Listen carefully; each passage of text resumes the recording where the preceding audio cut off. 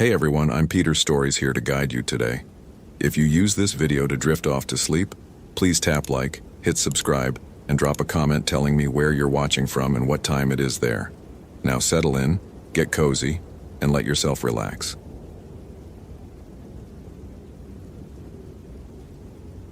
David's hands trembled as he gripped the steering wheel, the rental car's headlights cutting through the darkness of the Forest Service road. 3 days. Emily had been missing for 3 days, and the search teams had found nothing but her abandoned backpack near the trail marker. The park rangers had called off the official search at sunset, but David couldn't stop. Wouldn't stop. The radio crackled with static as he drove deeper into the Olympic National Park, cell towers a distant memory in this primordial wilderness. Emily had come here for her graduate research on old-growth ecosystems, excited about documenting trees that had stood for over 1,000 years. Now those same ancient giants loomed like silent sentinels in his headlights, their massive trunks disappearing into the black canopy above. He parked at the trailhead where her Honda had been found and stepped into the suffocating darkness. His flashlight beam seemed pathetically small against the vast wilderness, but he pushed forward along the narrow trail. Branches scraped against his jacket with sounds like fingernails on glass. The air hung thick with the smell of decomposing leaves and something else, something metallic that made his stomach clench. "Emily!" His voice echoed strangely among the trees, swallowed almost immediately by the oppressive silence that followed. No birds sang, no insects chirped. Even the wind seemed to hold its breath in this place. 20 minutes into the hike, he found the first marker. 3 deer skulls hung from a Douglas fir, arranged in a perfect triangle and bound with what looked like twisted grass. The bone was old, yellowed, but the grass appeared fresh. David's breath caught in his throat. This wasn't natural. This wasn't some Park Service educational display. The skulls faced outward like sentries, hollow sockets staring into the darkness with an intelligence that made his skin crawl. He photographed them with shaking hands, the camera flash illuminating the grotesque arrangement for a brief, startling moment. In that instant of light, he could have sworn he saw movement in his peripheral vision, something massive shifting between the trees. But when he swung his flashlight toward the spot, only shadows danced in the pale beam. The trail began to descend, winding deeper into a valley that seemed to swallow sound and light. David's hiking boots crunched on carpet of pine needles that felt too soft, too thick, as if the forest floor was hiding something beneath. Every few hundred yards he found more markers. Animal bones arranged in patterns that hurt to look at directly, symbols carved into bark that seemed to shift when observed from different angles. Stone cairns that appeared ancient but felt freshly built. Someone, or something, was marking territory. The realization hit him like ice water in his veins. Emily hadn't just gotten lost. She had wandered into something's domain. The official search teams had missed these signs, or maybe they had found them and retreated without reporting what they'd seen. David pressed on, driven by a father's desperate love and growing dread. The trail split 3 ways at a grove of cedars so massive their trunks could have housed entire families. No trail markers indicated which path to take. David chose the middle route, following what appeared to be the most worn path. But after 100 yards, the trail seemed to fade entirely. He turned back, but the intersection looked different now. 5 paths instead of 3. The beam of his flashlight revealed fresh footprints in the soft earth. Bare feet, human-sized but with toes spread impossibly wide, as if adapted for gripping rough terrain. Emily's research notes had mentioned indigenous legends about the deep forest, stories of guardians that predated European settlement by millennia. Territorial spirits that protected the old places from intrusion. David had dismissed them as folklore, but now, standing in this primeval darkness with those strange footprints leading deeper into the unknown, he began to understand that some legends grew from terrible truth. A sound drifted through the trees, rhythmic tapping, like wood striking wood. David followed it, his rational mind insisting it was just a woodpecker, but his gut knowing better. The sound grew louder, more deliberate, carrying an almost musical quality that made his teeth ache. It was coming from a clearing ahead, visible through a gap in the massive trunks. David crept forward and peered between the trees. In the center of the clearing stood a structure that defied easy description.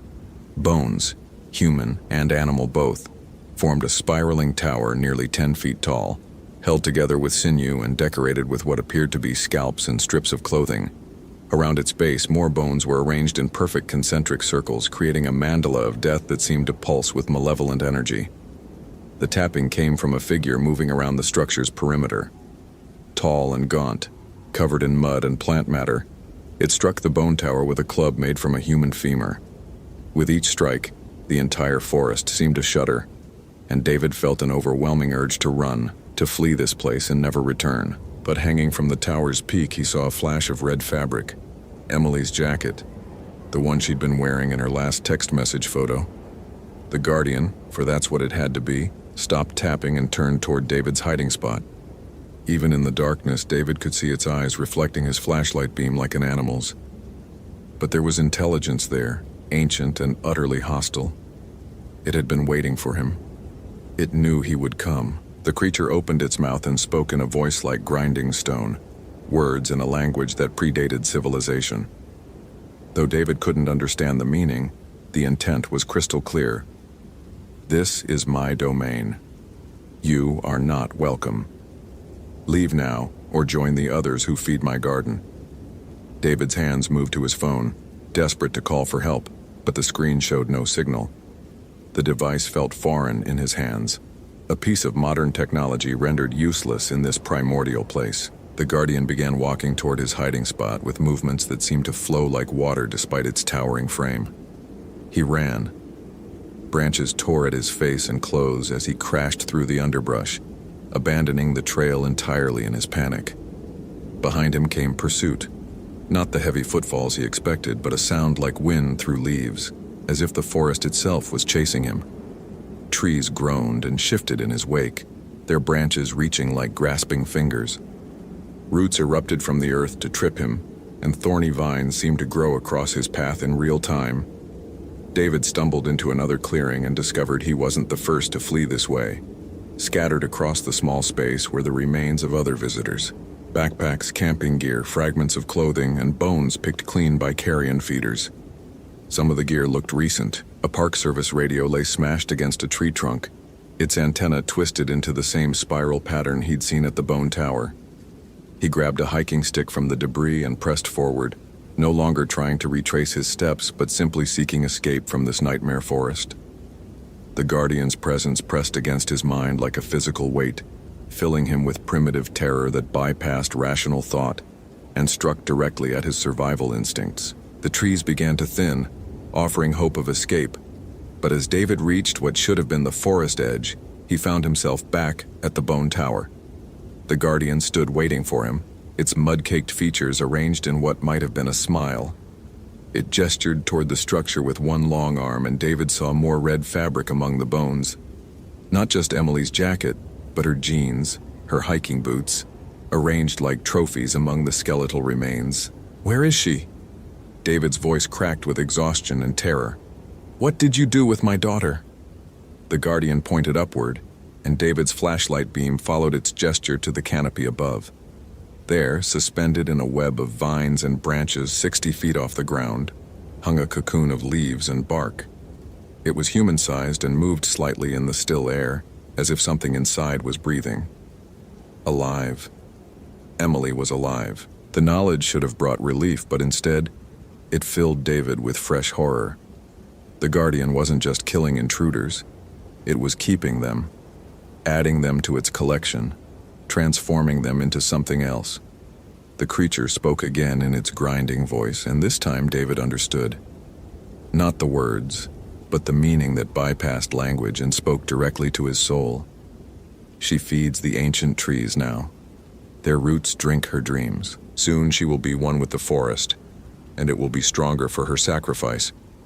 You can join her, or you can leave and send others to feed the hunger of this place. David looked up at the swaying cocoon, knowing that Emily was trapped inside, probably unconscious, slowly being transformed into something that would serve the Guardian's purposes.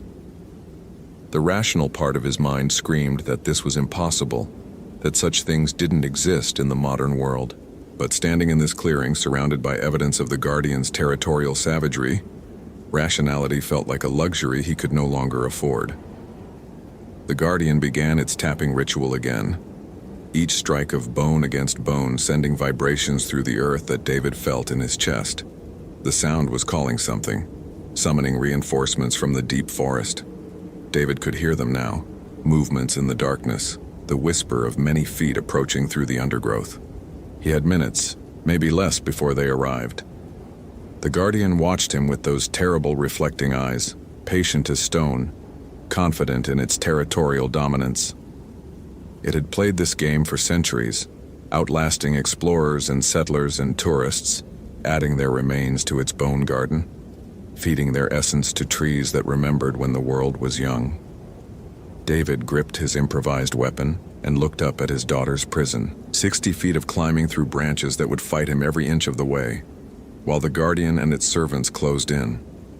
The odds were impossibly against him, but he was Emily's father. He had taught her to ride a bicycle, walked her to her first day of school, held her while she cried over her first broken heart. Some things mattered more than survival. The approaching sounds grew louder.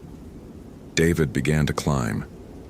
The Guardian's bone club struck faster now, its rhythm urgent, commanding. The forest responded with violent motion, branches whipping like tentacles, bark becoming razor-sharp, sap flowing like blood from wounded trees. David climbed anyway, driven by love stronger than terror, reaching toward his daughter while ancient horror raged around him in the darkness between the trees. Behind him, the Guardian's servants emerged from the shadows, their eyes reflecting like stars in the night, ready to defend their master's domain against this desperate father who dared to challenge forces older than human memory. If this story is giving you chills, follow for more quality terror. Could you survive in David's place?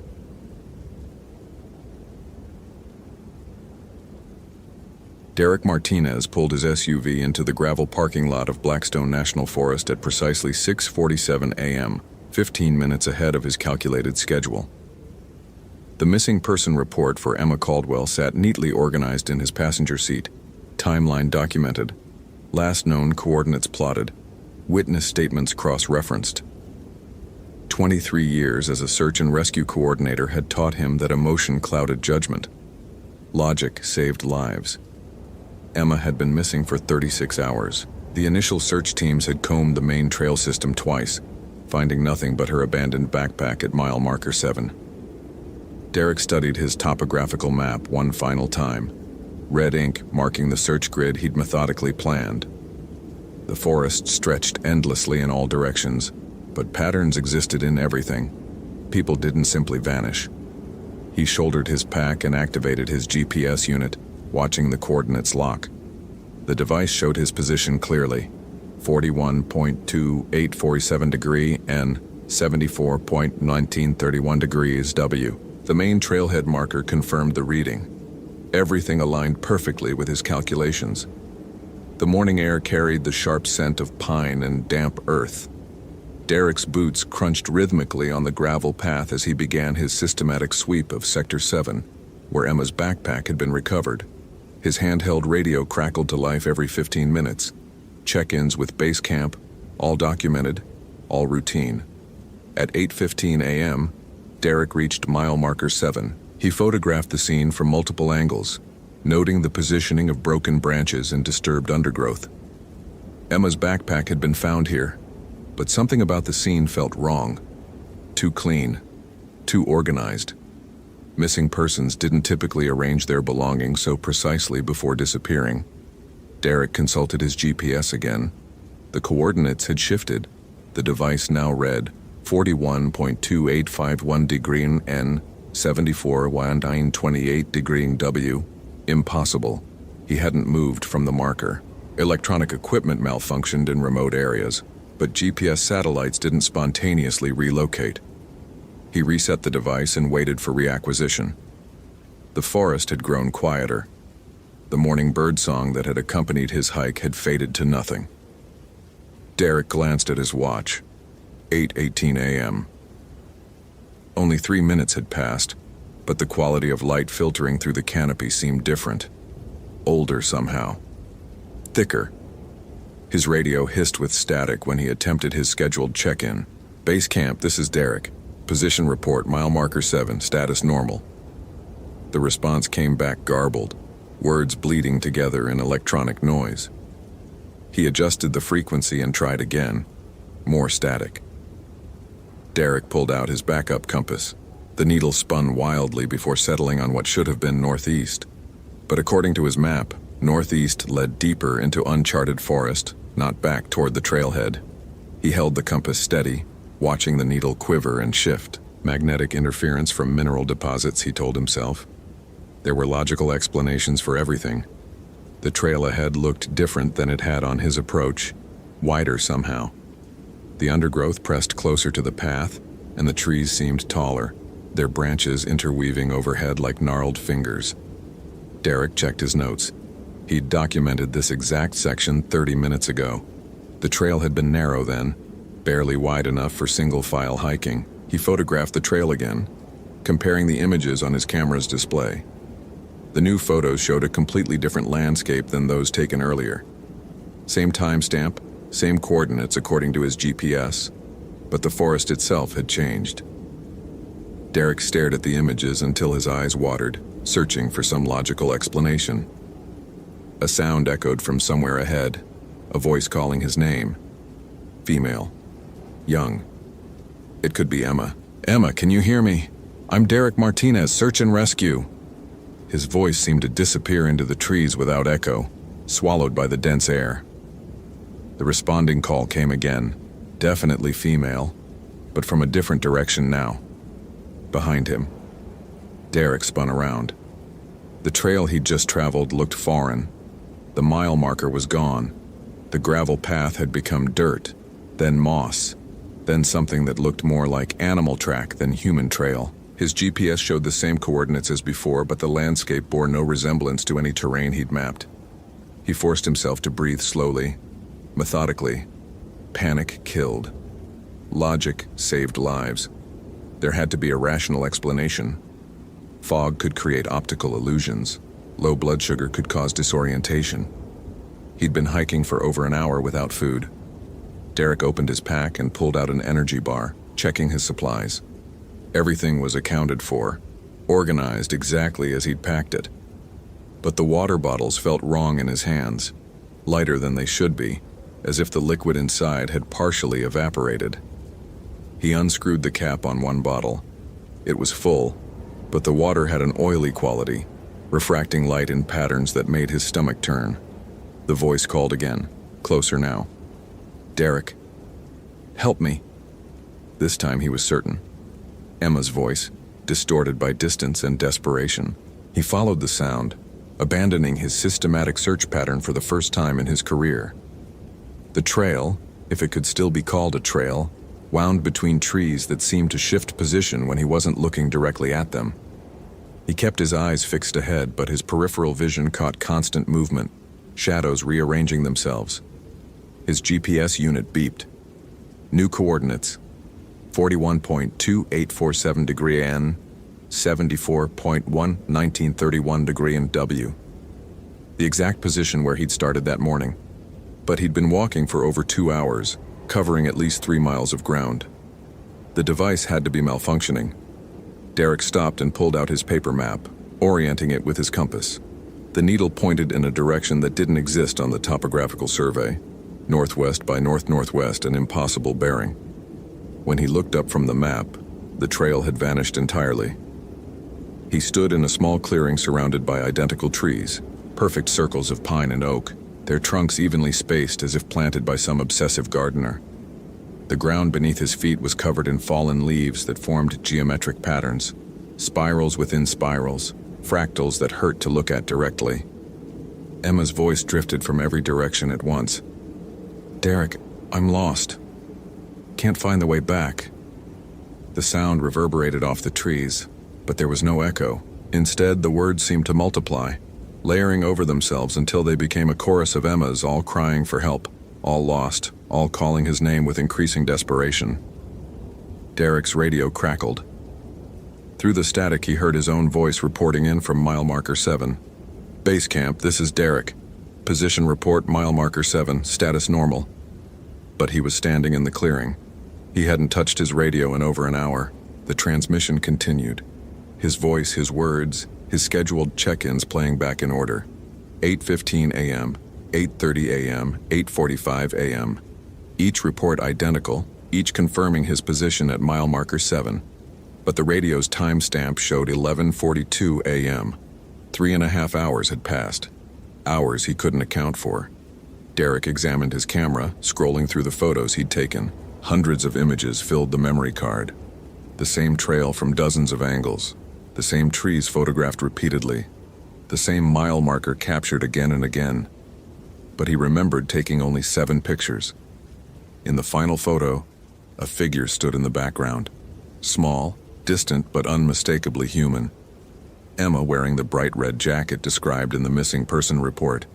She was looking directly at the camera, one hand raised as if waving. Derek looked up from the display. The clearing was empty. No footprints in the geometric leaves, no sign that anyone had ever stood there. But when he checked the photo again, Emma had moved closer. Still distant, but clearly approaching the camera's position. He scrolled to the next image. Closer still. Her face was visible now, pale and dirt-streaked, mouth open as if calling for help.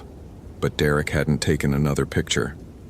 The camera continued generating images on its own, each showing Emma's approach in perfect detail. Her eyes were wrong, too wide, reflecting light that didn't exist in the forest. Her movement was wrong too. Not quite walking, more like gliding across the ground without disturbing the leaves. In the final image, Emma stood directly in front of the camera, close enough to touch.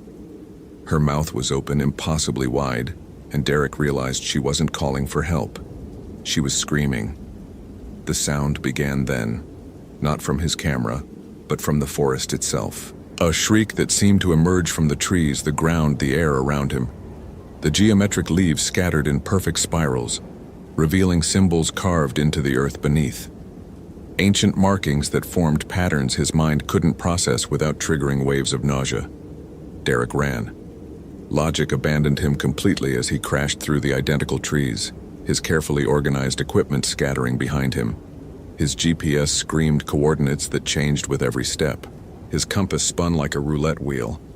His radio played back conversations he'd never had with Emma, her voice begging him to find her, to save her, to join her in the place where lost things go. The trees reached for him with branches that had too many joints. The ground tilted at angles that defied gravity. Distance became meaningless. He could see the trailhead parking lot in the distance, but no matter how long he ran, it remained exactly the same distance away. Behind him, Emma's laughter echoed through the forest. Not the frightened girl from the missing person report, but something else wearing her voice. Something that had been waiting in the spaces between reality, in the gaps where logic failed and impossible things took root. Derek's systematic mind, trained to find patterns and solutions, finally understood the truth that would drive him mad. There was no pattern here, no solution, no logic that could save him. The forest had rules, but they were rules that human consciousness couldn't comprehend. Geometry that folded in on itself, time that moved in loops and spirals, space that rearranged itself when observed. Emma had been the bait. But for what? Derek could no longer remember. His training, his experience, his carefully documented procedures, all meaningless now. The forest had shown him that reality was far more fragile than he'd ever imagined. As the trees closed in around him, Derek's last rational thought was that his 23 years of search and rescue experience had been preparation for this moment. Not to save Emma, but to become another voice calling from the impossible spaces between what was real and what should never exist. The radio in his abandoned pack continued its scheduled check-ins, Derek's voice reporting his position at mile marker 7, status normal, forever and ever, echoing through a forest that existed in the spaces where maps couldn't reach and logic came to die. If this story is giving you chills, follow for more quality terror. Could you survive in Derek's place? Hope you felt genuine shivers. If you appreciate authentic horror, consider following. Which moment scared you the most?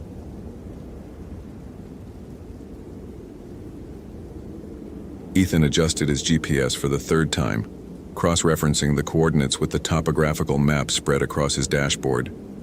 The data was clear. Emma's last known location pinged from the north ridge of Blackwood National Forest, exactly 2.3 miles from the main trail.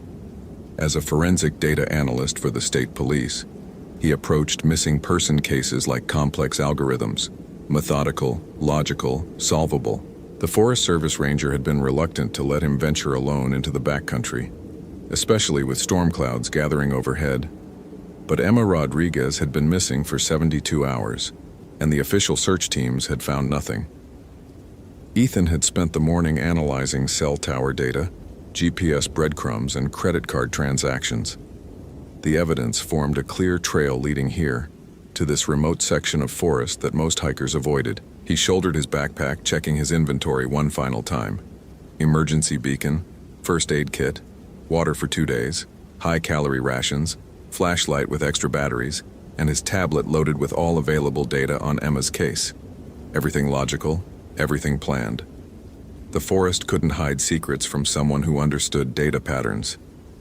The trail started wide and well-maintained, marked with standard blazes every 100 yards. Ethan documented each waypoint, photographing trail markers and noting GPS coordinates in his field notebook. Emma's phone had last transmitted from approximately 47 minutes ahead at his current pace. He calculated arrival time, factoring in elevation gain and his physical conditioning. But 20 minutes into the hike, the blazes began to look wrong. Ethan stopped, consulting his map. The trail marker read North Ridge Trail, exactly as expected, but the metal placard appeared weathered beyond what made sense for a maintained Forest Service trail. The edges looked corroded, the letters partially obscured by what might have been rust stains. He photographed the sign from multiple angles, making notes about the discrepancy. The rational explanation was simple. Budget cuts meant less frequent maintenance. Government agencies often let infrastructure deteriorate longer than advisable. He'd seen it in countless datasets. Deferred maintenance creating false anomalies in official records. As he continued climbing, the forest grew denser. The canopy thickened overhead, filtering the afternoon light into a dim, greenish twilight that made his watch difficult to read. According to his calculations, he should be approaching the location where Emma's phone had last communicated with the cellular network. That's when he found the first piece of her gear. A bright yellow stuff sack hung from a branch roughly 8 feet off the ground, far too high for someone to have accidentally dropped it. Ethan circled the tree, analyzing the placement. No scuff marks on the bark suggested climbing. No broken branches indicated someone had thrown the bag upward. It simply hung there, perfectly positioned, as if placed by someone tall enough to reach that height without effort. He photographed the scene from multiple angles before using a fallen branch to retrieve the bag. Inside, he found Emma's backup battery pack, her emergency whistle, and a small notebook filled with her handwriting. The entries were dated, starting from 3 days ago. Day 1, trail conditions excellent, weather holding. Should reach the falls by tomorrow afternoon. Day 1, evening. Something feels wrong about this place. Sounds don't carry right. My voice echoes back differently than it should. Day 2, lost the main trail. Compass reading doesn't match GPS. Following what looks like game trail heading northwest. Day 2, evening, found old campsite. Fire ring looks recent, but everything else feels ancient. Staying here tonight. Don't like the sounds after dark. The final entry was barely legible, the handwriting shaky and pressed deep into the paper. Day 3, it knows I'm here. Ethan felt his analytical mind engaging with the puzzle. Emma had been an experienced hiker, someone who understood navigation and wilderness safety. Her description of acoustic anomalies and compass variations suggested possible magnetic interference, perhaps mineral deposits or underground water systems affecting her instruments. The deteriorating handwriting indicated stress, dehydration, or injury affecting her motor control. All perfectly explainable, all within normal parameters for someone lost in unfamiliar terrain. But as he read her final entry again, something cold settled in his stomach that had nothing to do with the dropping temperature. The trail beyond the tree became harder to follow. What had been a clear path now seemed to fragment into multiple smaller tracks, game trails and erosion channels that branched and converged in patterns that defied the logical topology he'd studied on his maps. Ethan consulted his GPS repeatedly, but the device began showing inconsistent readings, sometimes placing him on the marked trail, sometimes indicating he was hundreds of yards from any mapped path. He photographed each waypoint, documenting the discrepancies between his equipment and his observations. The scientific method demanded careful data collection, especially when dealing with anomalous readings. Equipment failure was always more likely than environmental impossibilities, but the deeper he moved into the forest, the more his instruments seemed to disagree with reality. His compass began spinning slowly, never quite settling on a consistent direction. The GPS signal flickered between full strength and complete loss, sometimes showing his location jumping randomly across the map display. Even his watch, a reliable atomic timepiece, began showing minutes that felt too long, hours that passed too quickly.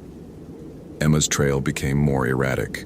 He found pieces of her gear scattered at impossible intervals, a water bottle hanging from a branch 12 feet overhead, her hiking pole driven point first into a tree trunk with enough force to embed it 6 inches deep, her spare socks laid out in a perfect grid pattern across a clearing, as if someone had arranged them with obsessive precision. Each discovery defied logical explanation, but Ethan's training demanded he continue collecting data. Pattern analysis required sufficient sample size. Anomalies became meaningful only when viewed in aggregate. The forest grew quiet around him, the normal sounds of wildlife fading until he walked through an almost perfect silence. His footsteps on the leaf litter seemed to echo strangely, as if the sound bounced off surfaces that weren't there. When he called Emma's name, his voice returned from directions that made no sense. Behind him when he faced an open clearing, above him in empty sky, below him from solid ground. Acoustic reflection, he told himself, speaking aloud to break the oppressive silence.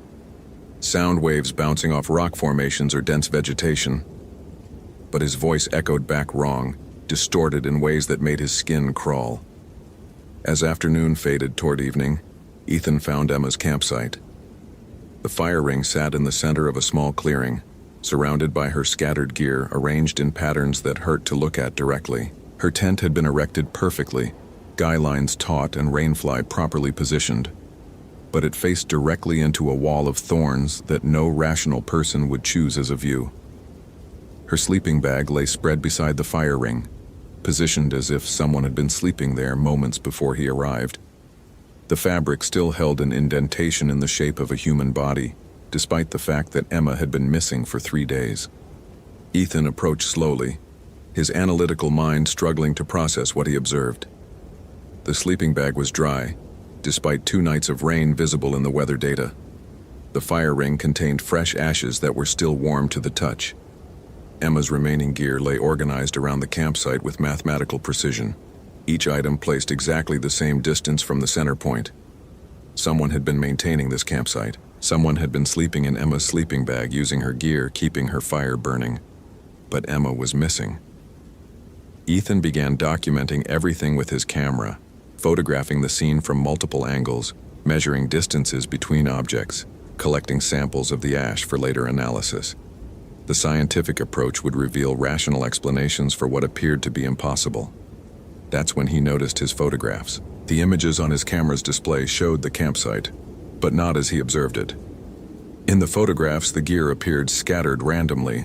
The fire ring looked cold and filled with days-old ash, and the sleeping bag lay crumpled and rain-soaked against a fallen log. The pictures showed evidence of a campsite abandoned for days, not the organized, actively maintained site he could see with his own eyes.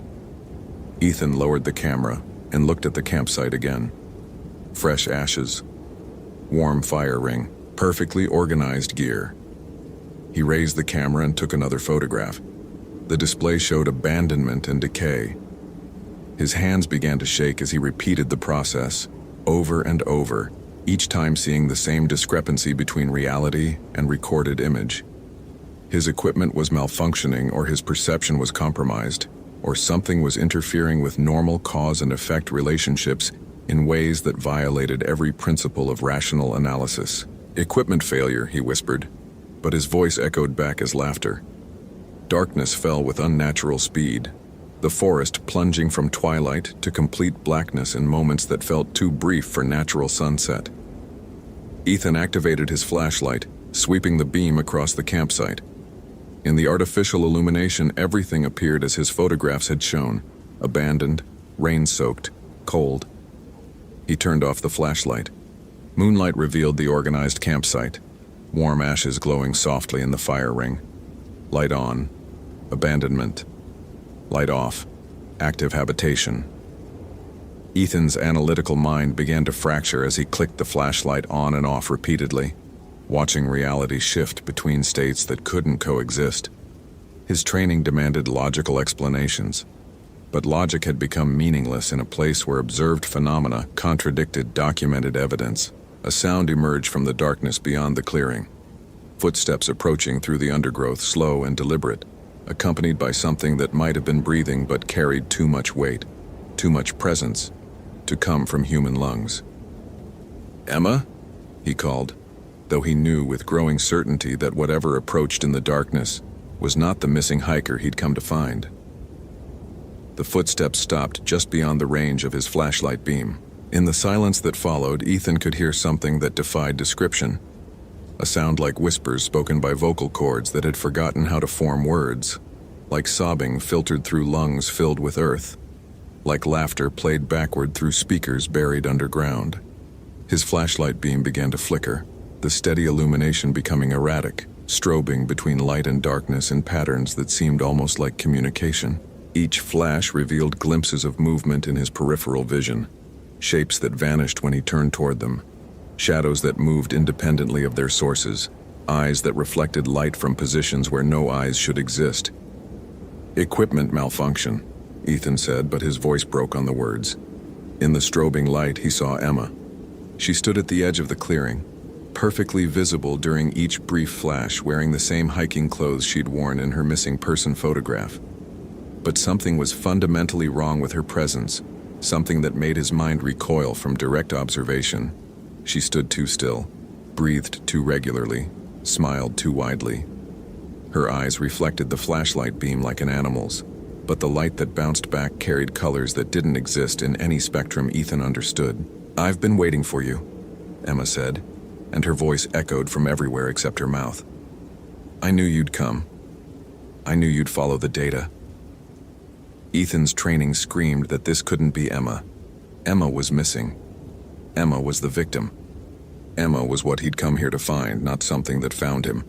But she looked exactly like her photographs, moved exactly like the security footage from her last known location, spoke with the same voice her family had played for him from voicemail recordings. "Where have you been?" he managed to ask. "Everyone's looking for you." Emma's smile widened beyond what human facial muscles should allow. "I've been here, Ethan. I've been waiting here for you specifically. Do you want to know how I knew you were coming?" The flashlight died completely, plunging the clearing into absolute darkness. Emma's voice continued, but now it seemed to come from multiple directions simultaneously, as if several versions of her spoke in perfect unison from positions around the campsite. "Because I've been reading your case files. I've been watching you work. I've been learning how your mind processes evidence, how you build logical frameworks, how you try to solve puzzles that can't be solved." Light returned, not from his flashlight, but from the fire ring where flames now danced despite the absence of any fuel. In the firelight, Ethan could see multiple Emmas standing throughout the clearing, each one identical, each one watching him with eyes that held too much intelligence, too much malicious awareness. "I needed someone who would come alone," the Emma closest to him said. "Someone who would follow data trails into places where logic breaks down. Someone whose mind I could break piece by piece, exactly the way mine was broken." Ethan stumbled backward, his analytical framework collapsing as he tried to process what he observed. Multiple identical entities claiming to be a missing person, speaking with knowledge they shouldn't possess, demonstrating capabilities that violated physical law. "You're not Emma," he said. All the Emmas laughed in perfect synchronization, the sound echoing through the forest like breaking glass. "Of course I'm Emma. I'm the Emma who got lost in these woods. I'm the Emma who camped in this clearing. I'm the Emma who died here 3 days ago." The fire flared higher, illuminating more of the clearing, revealing details that made Ethan's stomach lurch. Emma's gear wasn't scattered around the campsite. It was embedded in the trees, driven into bark and wood as if thrown with tremendous force. Her tent wasn't erected. It was suspended in the air above the clearing, held by nothing visible, swaying in wind that didn't touch anything else. And beneath the fire ring, barely visible in the dancing light, Ethan could see the edge of something that might have been a shallow grave. The Emma who discovered that some places in the world don't follow rules, the nearest Emma continued. The Emma who learned that certain locations exist specifically to trap people like you. People who think everything can be understood, everything can be analyzed, everything can be solved. Ethan's equipment began to activate on its own. His GPS beeped and chirped, displaying impossible coordinates that placed him simultaneously at multiple locations across the continent. His tablet screen flickered through files he'd never created, showing crime scene photographs of his own body lying in this clearing, forensic reports analyzing his death, missing person reports filed by his own family. You see, Ethan, you're not the first analyst to follow a data trail into these woods. You're just the most recent. And now you get to become what I became, a tool for bringing others. The Emmas began to circle him, moving in perfect synchronization, their footsteps creating rhythms that seemed to rewrite the laws of physics around the clearing. With each circuit, reality became more unstable. Trees bent at impossible angles, the ground rippled like water, the stars overhead rearranged themselves into patterns that hurt to perceive. Your mind is breaking, the leading Emma observed with clinical detachment. I can see it happening. The logical frameworks are collapsing. The rational explanations are failing. Soon you'll understand what I understood, that some mysteries aren't meant to be solved. They're meant to solve us. Ethan tried to run, but the forest had changed around him. The trail he'd followed to reach this clearing no longer existed. Every direction led deeper into darkness. Every path curved back toward the campsite where Emma waited with arms spread wide and a smile that contained no human warmth. His last coherent thought, before his analytical mind finally shattered completely, was that he should have paid more attention to the data point he'd dismissed as irrelevant. Emma Rodriguez had been reported missing from this same forest 6 times over the past decade. Each time a different person had come looking for her. Each time, that person had never returned. And now, as Ethan felt his identity dissolving into something hungry and patient and eager to collect the next analyst who would follow the data trail into these woods, he understood that he was about to become very good at filing missing person reports for people who would soon learn what he had learned. In the morning, the Forest Service would find his abandoned car at the trailhead, his equipment scattered, and absolutely no trace of where he'd gone. The pattern would begin again, and somewhere in the state police database, a new case file would be opened for a very helpful young woman named Emma Rodriguez, who'd gone missing while hiking alone and desperately needed someone analytical and logical to follow her trail into the dark.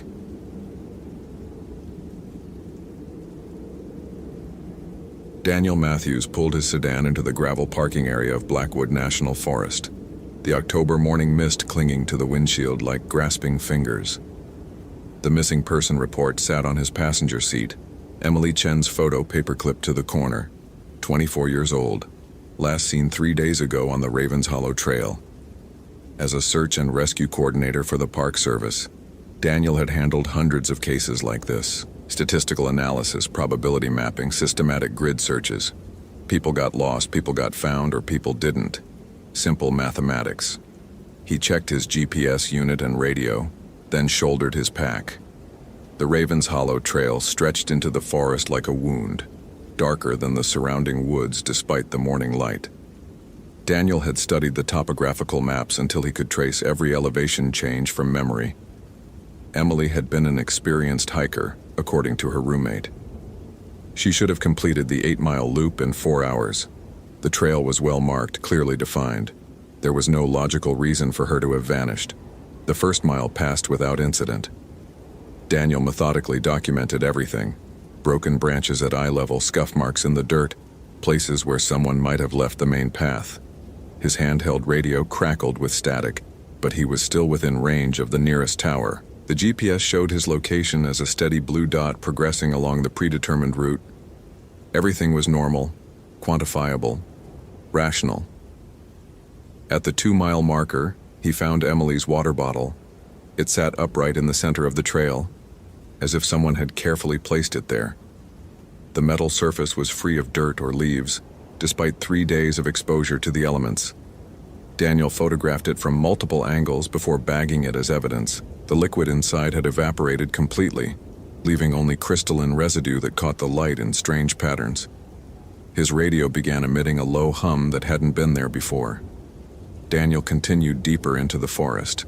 The trees grew taller here, their canopy so dense that noon felt like twilight. His GPS unit flickered occasionally, showing his position jumping erratically before snapping back to the trail. Standard technical difficulty in heavy forest cover, he told himself. Nothing unusual about electronic interference in remote areas. But the silence was wrong. He had hiked these mountains for 15 years, and he knew their sounds. The rustle of small animals, bird calls, wind through branches. The forest around him was completely quiet, as if every living thing had fled or hidden. Even his own footsteps seemed muffled, absorbed by something that made the air feel thick and oppressive. At mile 3, he found Emily's hiking boots. They were arranged neatly beside a massive oak tree, laces untied and tongues pulled back as if she had removed them carefully. But they pointed away from the trail, toward a section of forest that appeared on no map. Daniel aimed his camera, but the display showed only static. He tried again with the same result. When he looked up from the camera, the boots had moved closer to the tree. He was certain they had moved. Daniel's training screamed at him to maintain rational thinking. Optical illusions were common in dense forest. Stress could cause false perceptions. He was seeing patterns where none existed, manufacturing mysteries from ordinary circumstances. But when he reached for his radio to call for backup, the device was cold enough to burn his fingers. The frequency was dead. Following the direction the boots pointed, Daniel discovered a narrow game trail winding between ancient trees. The path wasn't on his maps, but animal trails often shifted seasonally. He marked his position and continued forward, noting that his GPS had stopped working entirely. The screen showed only a black void where his location should be. After 20 minutes of careful progress, he emerged into a circular clearing that shouldn't exist. The space was perfectly round, approximately 50 feet in diameter, ringed by trees so old they seemed to predate human presence in the region. At the center stood a structure that made Daniel's vision blur when he tried to focus on it directly. It appeared to be built from stones, but the arrangement followed no architectural logic he could understand. Surfaces that should be vertical stretched horizontally. Corners existed where no corners were possible. The structure seemed to fold in on itself while simultaneously expanding outward. Emily's backpack leaned against the impossible edifice. Daniel approached slowly, every instinct warning him to retreat. The backpack was unzipped, its contents spread across the ground in a deliberate pattern that resembled symbols or letters in no alphabet he recognized. Emily's trail mix had been arranged to form crude stick figures.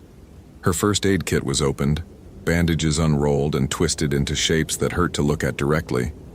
But it was Emily's journal that made Daniel's hands shake. The final entry was dated 3 days ago, written in Emily's neat handwriting. "The trees are whispering my name. I can hear them so clearly now. They want me to understand something important. The man made of shadows has been following me since sunrise. He looks exactly like Daniel Matthews from Search and Rescue. But I know Daniel is still at the station. I know this because I can see him there, sleeping at his desk, even though he's standing right behind me, asking me to come with him. There are 2 Daniels now. Maybe there have always been 2.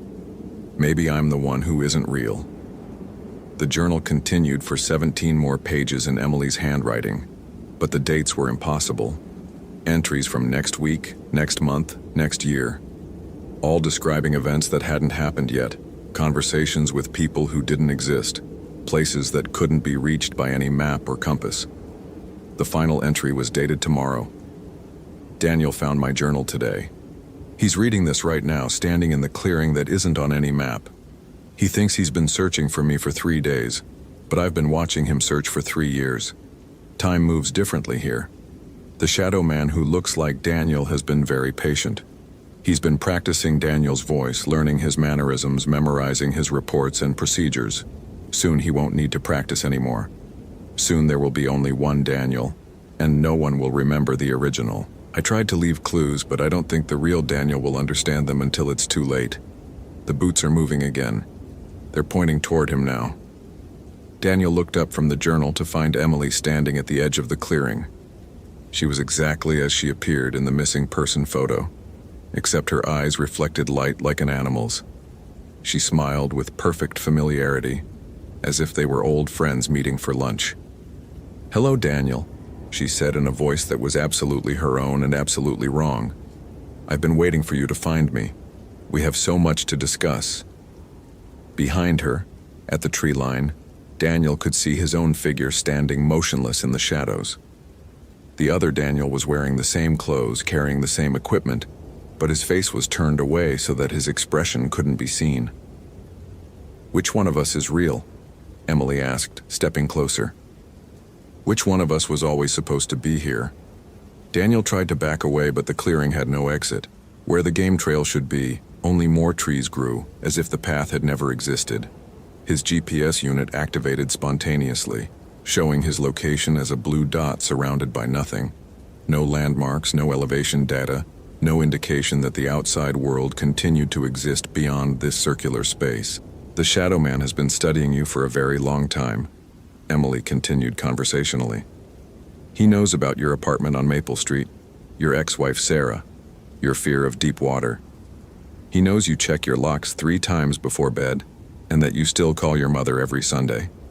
He knows things about you that you've forgotten about yourself." The other Daniel stepped forward from the trees, and now his face was visible. It was perfect in every detail except the eyes, which held an intelligence that was vast and cold and utterly inhuman. "Statistical analysis," the shadow Daniel said in Daniel's exact voice. "Probability mapping, systematic grid searches. People get lost, people get found, or people don't. Simple mathematics." Emily laughed, a sound like breaking glass. "He's very good at being you, but he still needs practice with the part where you realize you're going to die." The real Daniel tried to run, but his legs wouldn't respond to his commands. The clearing was changing around him, the impossible stone structure growing larger and more complex, surfaces shifting and folding until the geometry became actively painful to perceive. The trees at the perimeter leaned inward, their branches reaching toward him with obvious intent. "The wonderful thing about this place," Emily said, "is that time moves in all directions at once. You've already been here for years, Daniel. You've already replaced yourself, filed the reports, continued your life. Your friends and colleagues have noticed nothing unusual because there was nothing unusual to notice. The transition was seamless." The shadow Daniel smiled with Daniel's face. "Your mother enjoyed our last phone call. She said I sounded more like myself than I had in years." Through gaps in the shifting stone structure, Daniel could see other clearings stretching into impossible distances.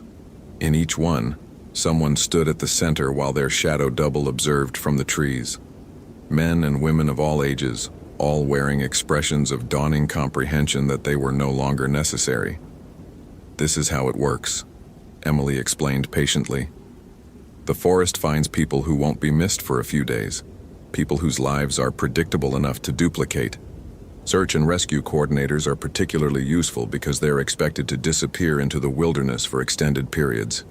Their absence raises no questions." The GPS unit in Daniel's hand began displaying messages that appeared and disappeared too quickly to read, but he caught fragments. "Backup required grid 7, and subject located deceased, and case closed accidental death." "Your replacement is already writing the report," Emily said. Emily Chen, 24, experienced hiker, fell from the Widow's Point overlook while attempting to photograph wildlife. Body recovered after extensive search. No evidence of foul play. Tragic accident. These things happen in the mountains. The shadow Daniel pulled out an identical radio and began speaking in Daniel's voice. "Base, this is Matthews. I've located the subject. She's approximately 50 feet down the north face of Widow's Point. Gonna need a recovery team up here. But I haven't found her body, Daniel whispered. Not yet, Emily agreed. But you will. In about an hour, after you fail to return from this clearing, your replacement will discover Emily Chen's body exactly where he said it would be, because that's where it needs to be for the mathematics to work out correctly. The trees were closer now, their branches intertwining above Daniel's head. The stone structure had grown to encompass half the clearing, its impossible surfaces reflecting scenes that couldn't exist. His apartment, but with subtle wrongnesses in the arrangement of furniture. His office, but with different photographs on the walls. His mother's house, but with an extra room that had always been there and never been there. The thing you haven't understood yet, Emily said, is that this already happened. You've been missing for 3 days. Your replacement has been searching for you just as methodically as you searched for me. He's very concerned about your well-being. He's spoken to your ex-wife, asked if you've been under unusual stress lately. He's theorized that you might have experienced some kind of psychological break, wandered off the trail in a confused state. The shadow Daniel was close enough now that the real Daniel could see his own reflection in those cold, alien eyes. In the report, the replacement said, I'll note that both subjects appeared to have suffered from exposure and dehydration before falling from the overlook. A tragic coincidence. 2 experienced hikers making the same fatal error in judgment. The beauty of it, Emily continued, is that no one will question the findings. Search and Rescue Coordinator Daniel Matthews investigated thoroughly and found exactly what the evidence suggested. His methodology was flawless, his conclusions reasonable and well documented. There will be no follow-up investigation because there's nothing to investigate. Daniel tried to speak, to protest, to assert his reality against this impossible situation, but when he opened his mouth, no sound emerged. The air in the clearing had become too thick to breathe, too heavy to support sound waves. Your replacement has been practicing your handwriting, Emily said. He's very good at it now. He's written dozens of reports in your exact style, documenting searches that never happened for people who never existed. The paperwork all checks out perfectly. The statistics remain consistent with historical averages. Through the stone structure's impossible angles, Daniel could see his apartment as his replacement lived in it. The same furniture arranged slightly differently. The same books on the shelves, but in a different order.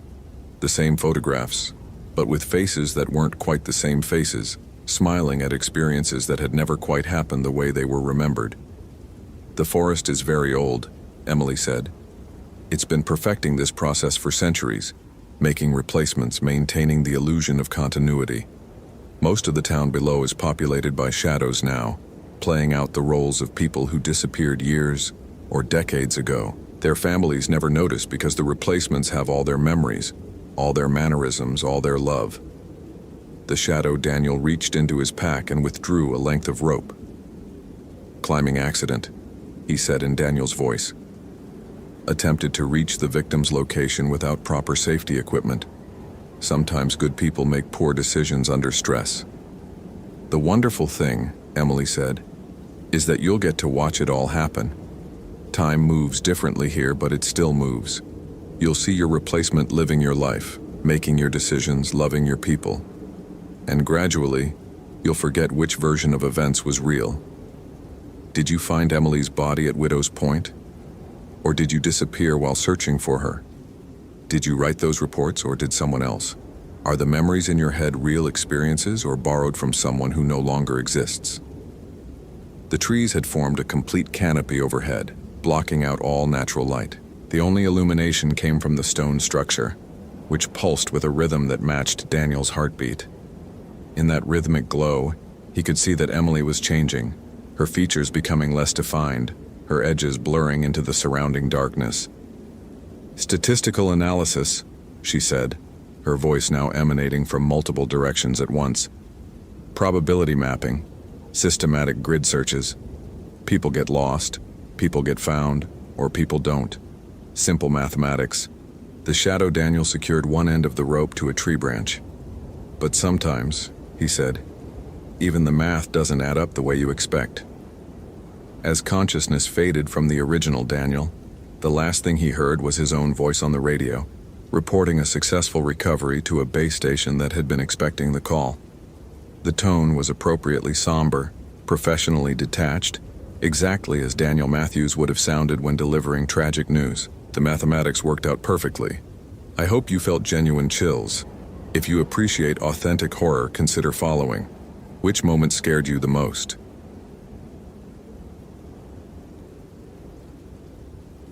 Matt pressed his palms against the rough bark of the pine tree, trying to steady himself as another wave of dizziness swept through his skull. 3 days.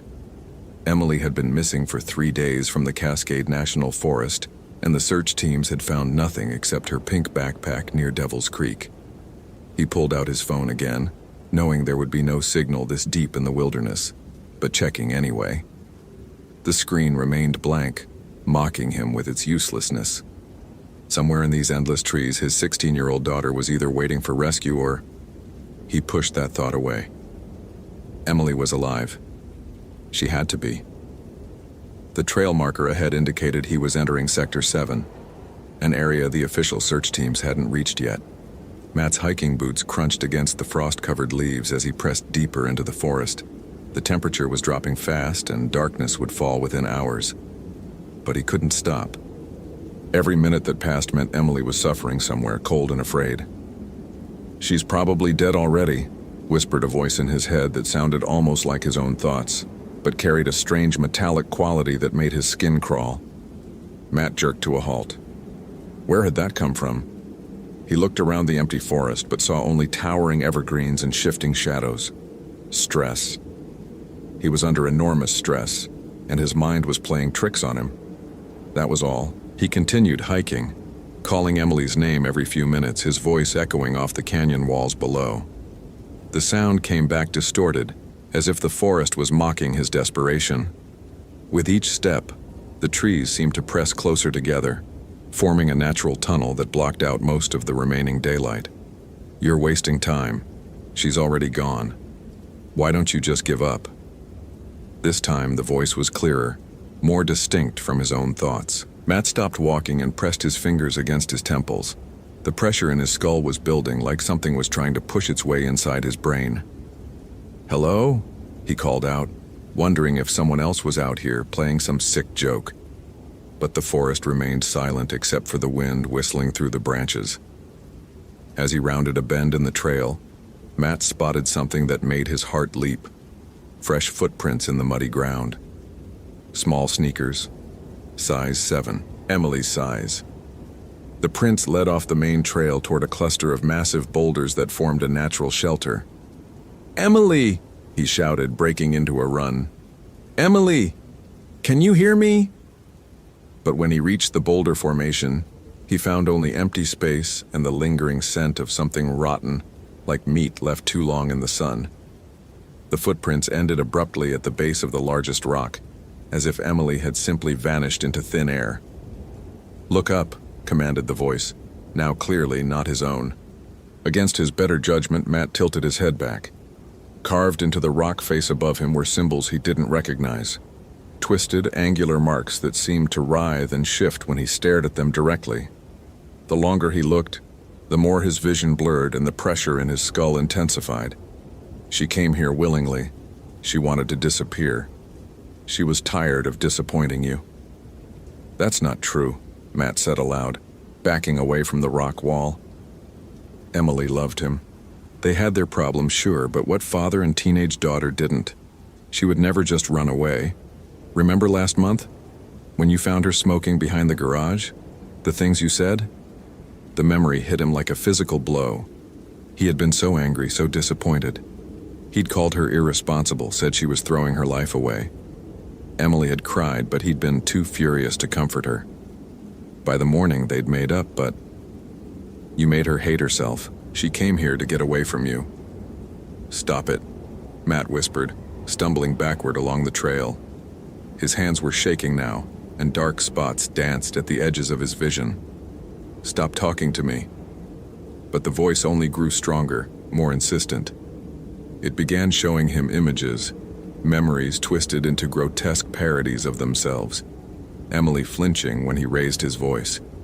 Emily's face crumpling when he missed her school play because of work. Emily sitting alone in her room writing in a diary about how much she hated living with him. She's better off dead than with you. Matt dropped to his knees on the forest floor, clutching his head as the voice burrowed deeper into his thoughts. It was like having a parasite in his brain, feeding on his guilt and fear, growing stronger with each doubt it planted. Through the growing haze of mental anguish, he heard something that made his blood freeze. Emily's voice calling for help from somewhere deeper in the forest. "Dad! Dad, help me! I'm hurt!" Without thinking, Matt staggered to his feet and crashed through the underbrush toward the sound. Branches tore at his clothes and face, but he didn't slow down. Emily needed him. Nothing else mattered. She's not really calling for you. You're hearing things. You're going insane. But Matt heard the voice again, weaker this time, filled with pain. "Please, Dad. I can't move.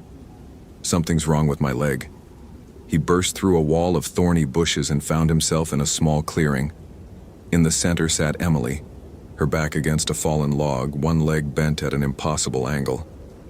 But something was wrong with her face.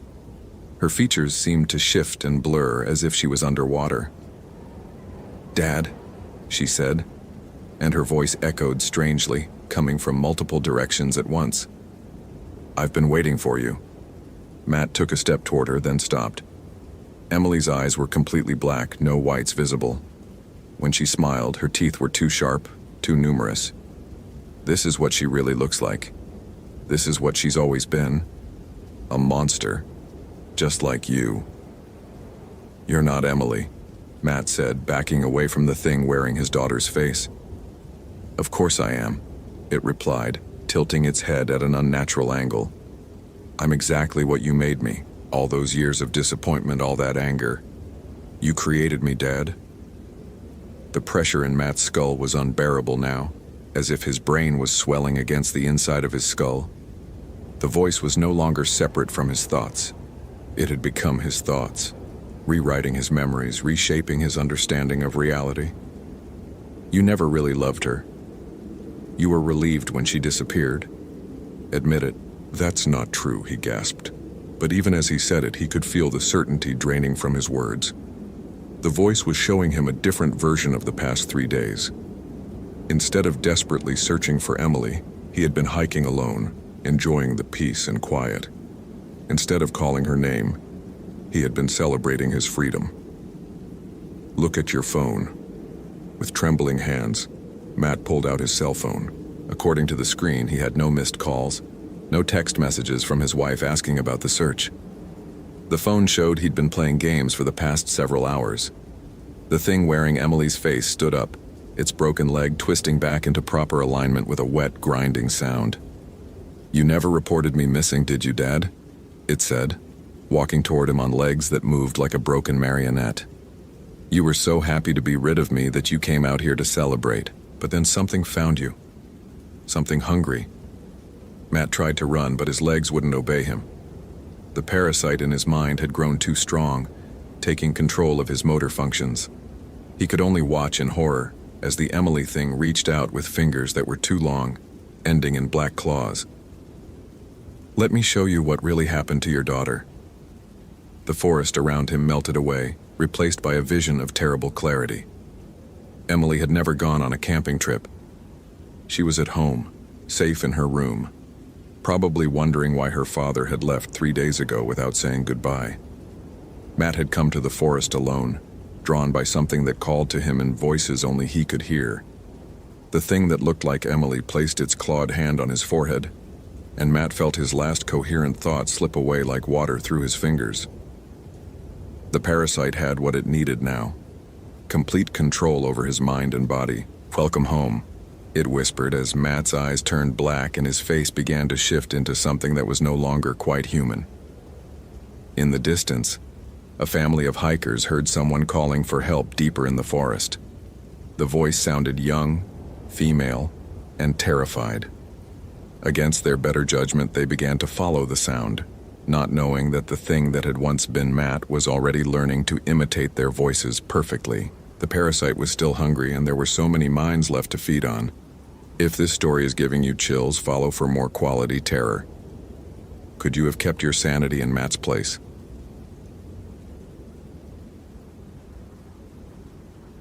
Marcus Thompson adjusted his wire-rimmed glasses and spread the topographical maps across the hood of his rental car, the morning sun casting long shadows through the towering pines of Whitmore National Park. 23 years as a missing persons analyst had taught him that cases like Emma Rodriguez's disappearance followed predictable patterns. Young hikers got disoriented, took wrong turns, succumbed to exposure or injury. The math was simple, the variables finite. He'd driven 4 hours from the city to conduct what he expected would be a routine consultation with the local search teams. Emma, a 26-year-old graduate student, had vanished 3 days ago during what should have been a simple day hike on the well-marked Cascade Trail. Her abandoned backpack had been found 2 miles off the designated path, contents scattered but nothing obviously missing. Marcus began plotting Emma's last known movements with methodical precision, marking waypoints with red ink. The data told a story, always did. But as he traced her probable route, something nagged at him, a subtle wrongness he couldn't quantify. The first search team radio check crackled through his handheld device at 0800 hours, right on schedule. Marcus acknowledged each team's position, cross-referencing their coordinates on his master grid.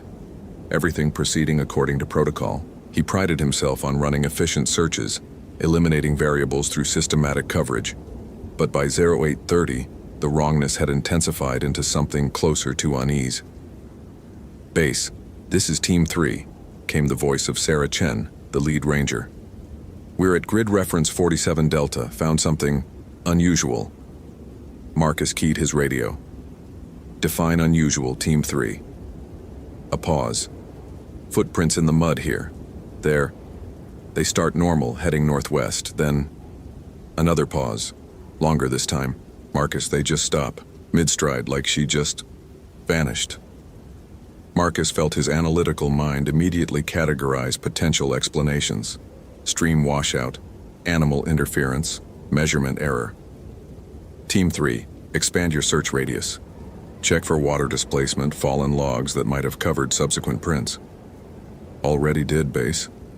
There's nothing. It's like she was walking and then just wasn't." As Marcus updated his grid, he noticed something that made his pen hover over the map. The radio timestamp for Team 3's report showed 0832, but his watch read 0847. 15 minutes had somehow slipped past without his awareness.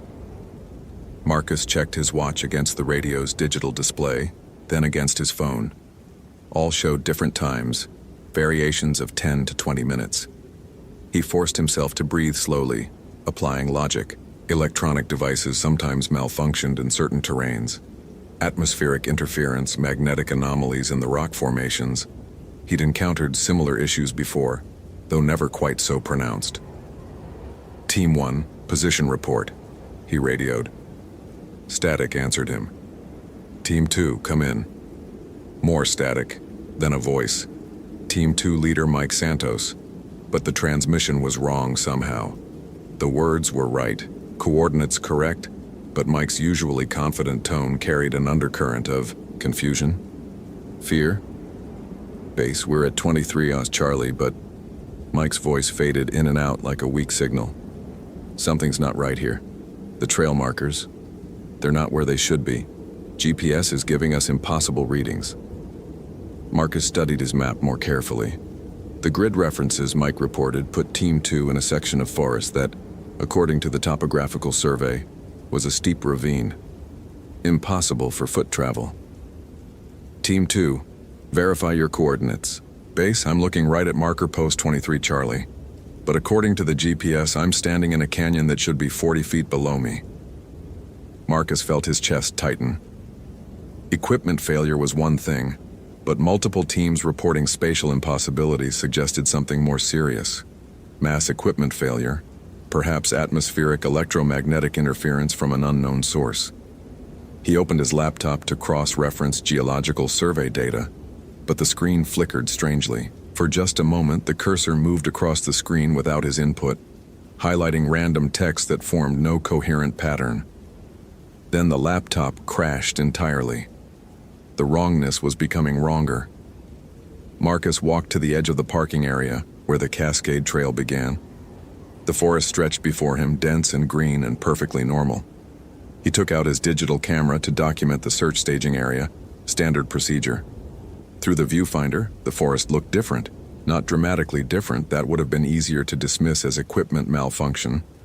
Instead, subtle changes that his analytical mind struggled to process. Shadows that fell in directions inconsistent with the sun's position. Trees that seemed slightly closer together than they had moments before. A trail marker that he could have sworn was blue now appeared distinctly red.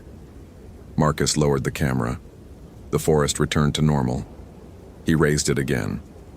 Wrong again, but wrong in new ways. His hands trembled as he set the camera aside. 23 years of missing persons work had never prepared him for anything like this. His training emphasized logical analysis, systematic investigation, evidence-based conclusions. But what did you do when the evidence itself became unreliable? Base, this is Team 1. The radio crackled to life with Jim Rodriguez's voice, Emma's uncle, who'd insisted on joining the search despite Marcus's concerns about family involvement. We've got... Jesus, Marcus, you need to hear this. Go ahead, Team 1. We found Emma's jacket. It was hanging on a branch about 8 feet up, perfectly clean, no tears or damage. But Marcus... Jim's voice carried a tremor that made Marcus's skin crawl.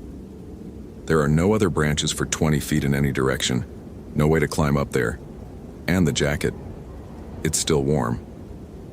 Marcus stared at his map, trying to process this information logically. Someone could have thrown the jacket into the tree, though the precision required would be remarkable.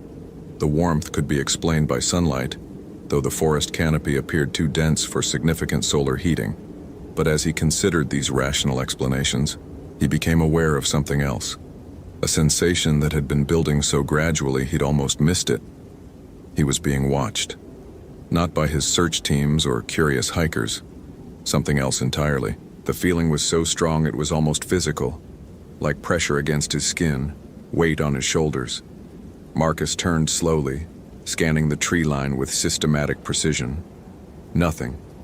But the sensation didn't diminish. If anything, it intensified. Whatever was observing him was close, very close, and completely invisible. Marcus keyed his radio. All teams, report in with current status. Team 1 responded normally.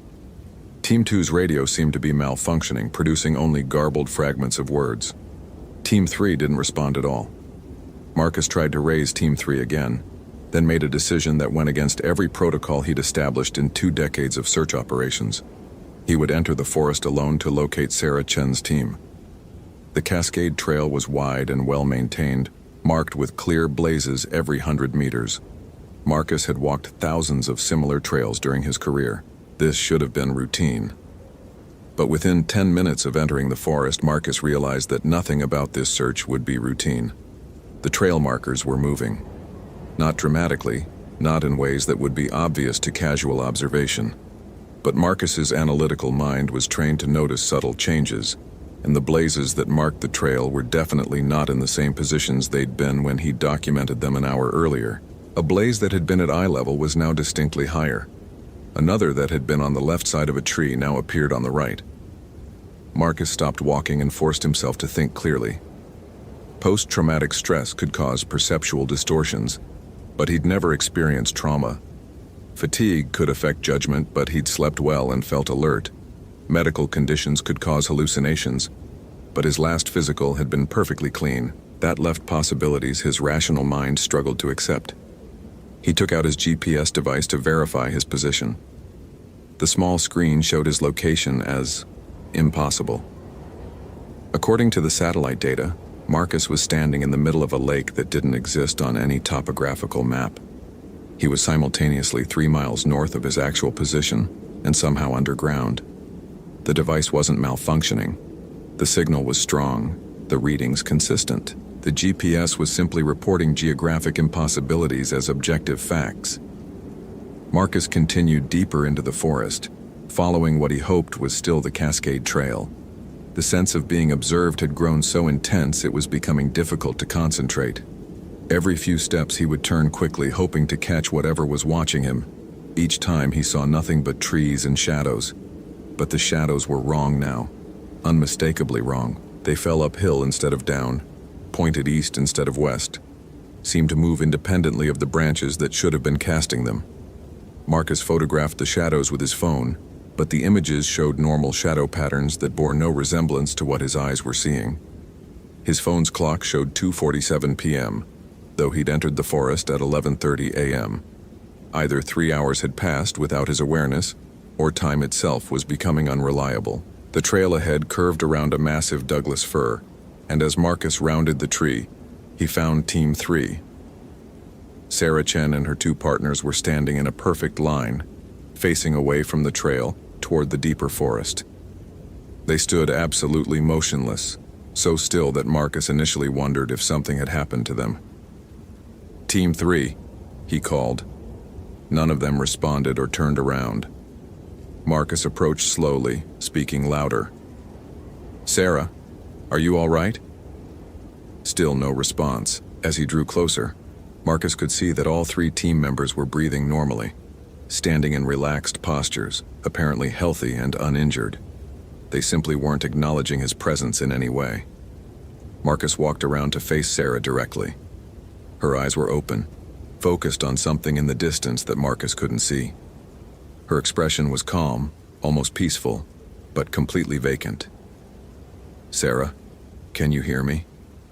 No response. Marcus waved his hand in front of her face. Nothing. He tried the same with the other 2 team members. Same result. They were conscious but completely unresponsive, as if they were watching something fascinating that only they could see. Marcus keyed his radio. "Base to all teams. I need immediate backup at Team 3's last known position. Medical emergency." But there was no base to respond to his call. Marcus was the base, standing alone in the forest with 3 catatonic search team members, no backup within miles, and communication equipment that seemed to be obeying different laws of physics than the rest of reality. He tried to physically move Sarah, taking her arm and attempting to guide her toward the trail. She remained perfectly rigid, not resisting, but not cooperating either. It was like trying to move a statue. Marcus stepped back, trying to process what he was seeing rationally. Mass hysteria could cause group psychological breaks, but typically involved dramatic behaviors, not peaceful catatonia. Chemical exposure could cause neurological symptoms, but the team members showed no signs of poisoning or distress. As he considered these inadequate explanations, Marcus became aware that the sensation of being watched had changed. The invisible observer was no longer just watching. It was pleased, satisfied, as if Team 3's condition was exactly what it had intended. The realization hit Marcus like physical impact. Whatever had taken Emma Rodriguez had also taken his search teams. Not physically, their bodies remained, but their minds, their awareness, their essential selves had been removed or suspended. And it was watching him now, waiting to see how long his rational mind could resist the same fate. Marcus turned and ran. He crashed through the underbrush, abandoning the trail entirely, driven by pure instinct toward what he hoped was the parking area. Branches whipped across his face. Roots caught his feet, but he didn't slow down. Behind him, he could hear nothing pursuing him, but the sense of observation had become overwhelming, as if the entire forest was a vast eye focused exclusively on his terror. His GPS device, bouncing against his belt, showed his position changing in ways that defied physics. According to the readings, he was moving in circles, traveling underground, sometimes appearing to be in 2 places simultaneously. The compass spun freely, unable to find magnetic north. Marcus burst from the tree line into what should have been the parking area.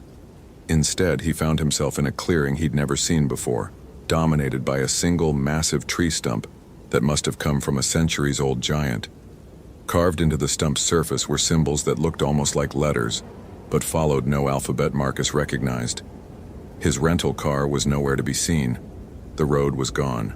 The parking area had vanished as completely as if it had never existed. Marcus pulled out his phone to call for emergency assistance, but the screen showed no signal, not no service or emergency calls only. but a complete absence of the signal indicator entirely. The phone was receiving nothing, as if the cellular network had been deleted from reality. He sat down heavily on the carved stump, forcing himself to think systematically despite the terror clawing at his chest. He was lost in a forest that was behaving according to impossible rules. His search teams had been mentally incapacitated by unknown means, and his equipment was reporting data that contradicted observable reality. But Marcus's analytical mind, even under extreme stress, continued to function. And as he sat in the impossible clearing, patterns began to emerge from the chaos. The wrongness had started subtly, minor time discrepancies, small spatial inconsistencies. It had escalated gradually. Equipment malfunctions, communication problems, perceptual distortions. Now it had reached crisis level. Complete breakdown of physical laws, mass catatonia, spatial displacement. The progression was too systematic to be random. Something was orchestrating these events, testing his responses, measuring his psychological breaking point. Marcus stood up from the stump and spoke aloud to the watching presence he couldn't see. "I know you're there. I know you're doing this. What do you want?" The forest fell completely silent. Not the normal quiet of deep woods, but absolute silence. No bird calls, no insect sounds, no wind through the trees. Even the ambient noise that the human ear normally filtered out had vanished entirely. Then gradually Marcus heard something that made his blood freeze. Applause, slow, deliberate clapping, coming from everywhere and nowhere, as if the forest itself was congratulating him for finally acknowledging what his rational mind had spent hours refusing to accept. The applause faded, and Sarah Chen's voice emerged from the silence, but wrong, distorted, speaking words she'd never said. "Very good, Marcus. Most people take much longer to reach this point." Emma lasted almost 6 hours before she stopped trying to apply logic to an illogical situation. Marcus spun around, searching for the source of the voice, but saw only trees and shadows. "Where is she?" he demanded. "Close," came Sarah's voice again, though Sarah herself was miles away, standing catatonic in the forest. "Very close. She's been watching you too, learning how you think, how you process fear." "That's impossible. Sarah is exactly where I need her to be," the voice interrupted. "Just as Emma is where I need her to be, just as you will be." Marcus felt his analytical framework crumbling under the weight of impossibilities. The voice was coming from Sarah, but Sarah wasn't here. His equipment showed contradictory readings that somehow felt more accurate than his senses. The forest was simultaneously the place he'd entered and somewhere completely different. "What are you?" he whispered. The answer came not in words, but in a sudden, overwhelming knowledge that flooded his consciousness like ice water. Marcus understood with terrible clarity that he was not dealing with anything that could be categorized, analyzed, or understood through rational thought. The presence that had been watching him existed outside the frameworks humans use to organize reality. It fed on the moment when rational minds collapsed under the weight of the impossible. The terror wasn't a byproduct, it was the entire point. The entity sustained itself on the specific anguish of logical people forced to confront absolute illogic. Emma hadn't simply disappeared. She had been methodically driven to the same breaking point Marcus was approaching now, her mind systematically dismantled by cascading impossibilities until rational thought became impossible. And the search teams hadn't been incapacitated. They had reached the breaking point before Marcus arrived, their analytical framework shattered so completely that their minds had simply stopped. Marcus realized he was laughing, a sound that seemed to come from someone else's throat. The laughter continued even as he tried to stop it, hysteria leaking through the cracks in his disintegrating rationality. "There," Sarah's impossible voice said with satisfaction. "You're beginning to understand. Logic is just one way of organizing experience, Marcus. Not the only way. Not even the most accurate way." The carved symbols on the tree stump began to move, rearranging themselves into patterns that hurt to look at directly. The forest around him started to shift and flow like water, trees bending in directions that had no names, the sky above changing colors that existed outside the normal spectrum. Marcus closed his eyes, but that made it worse. With his eyes closed, he could see everything. Emma's last moments of terror as reality collapsed around her. His search teams standing frozen as their minds experienced revelations too vast for human consciousness, the entity itself hovering just beyond perception, ancient and patient and eternally hungry. When he opened his eyes again, Marcus was no longer in the forest. He stood in the parking area beside his rental car, morning sunlight streaming through the pines. His maps spread across the hood exactly as he'd left them. His watch showed 8 a.m., the exact time he'd arrived. But Marcus knew, with crushing certainty, that he would find Emma's abandoned backpack in precisely the same location, that his search teams would report the same impossible findings, that his equipment would malfunction in exactly the same ways. The entity wasn't just feeding on his terror. It was trapping him in an endless loop of escalating impossibility, forcing him to experience his rational mind's destruction over and over again, each iteration providing fresh sustenance as he forgot the previous cycles and rediscovered the horror anew. Marcus looked at his maps with eyes that now saw the truth hidden in the topographical lines. The forest had never been a normal place. The hiking trails led nowhere human minds could follow. The missing persons cases weren't random disappearances. They were carefully selected feeding opportunities for something that existed in the spaces between logic and chaos. And Marcus Thompson, missing persons analyst, would never leave this parking area.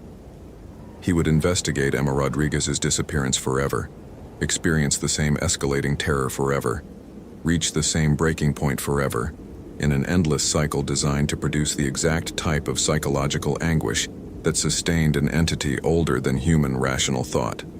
Marcus began spreading his maps across the hood of his rental car, preparing to plot Emma's last known movements with methodical precision. The math was simple, the variables finite. The first search team radio check would come through at 800 hours right on schedule. And somewhere in the forest, Emma Rodriguez waited to welcome him to an understanding that no rational mind was meant to survive.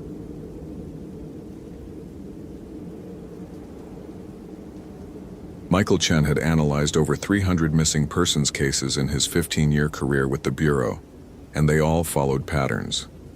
Predictable human behaviors, logical sequences of events, evidence that painted clear pictures when assembled correctly. That's why the call about Sarah Mitchell seemed routine when it came in on that gray October morning. The GPS coordinates led him deeper into Olympic National Park than he'd expected, past the last ranger station, and down a maintenance road that seemed to grow narrower with each mile. Sarah Mitchell, 26, experienced hiker, had been reported missing after failing to return from a solo camping trip. Her emergency beacon had activated exactly once before going silent. Standard protocol. Michael parked at the coordinates where search and rescue had found her abandoned campsite 3 days earlier. He stepped out of his SUV, breathing in the crisp mountain air, and immediately noticed something that made him pause. The silence was absolute. No bird calls, no insect hum, no rustle of small animals in the underbrush, just the whisper of wind through ancient firs.